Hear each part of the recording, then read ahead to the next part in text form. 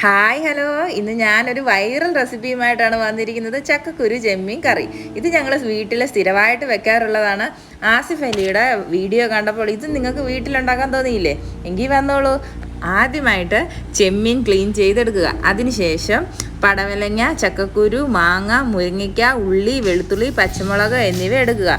ഒരു കുക്കർ എടുത്ത് അല്പം വെളിച്ചെണ്ണ ഒഴിച്ച് അതിലേക്ക് ഇവയെല്ലാം ചേർത്ത് ഉപ്പ് ചേർത്ത് വഴറ്റുക.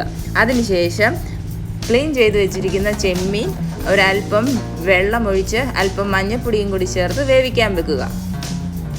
നന്നായി വെന്ത ശേഷം അത് വേറൊരു ചട്ടിയിലേക്ക് പകർത്തുക. ചട്ടിയിൽ തിളപ്പിക്കാൻ വെച്ചതിന് ശേഷം തീ സിമ്മിലേക്ക് ഇടുക. അതിനുശേഷം നമുക്ക് ഇതിൽ ചേർക്കാനുള്ള അരപ്പ് തയ്യാറാക്കാം. തേങ്ങ ചിരകി അതിലേക്ക് അധികം വെള്ളമില്ലാതെ അല്പം മഞ്ഞൾപ്പൊടി ചേർത്ത് അരച്ചെടുക്കുക. അതിനുശേഷം തീ സിമ്മിലിട്ട് അതിലേക്ക് അരപ്പ് ചേർക്കുക.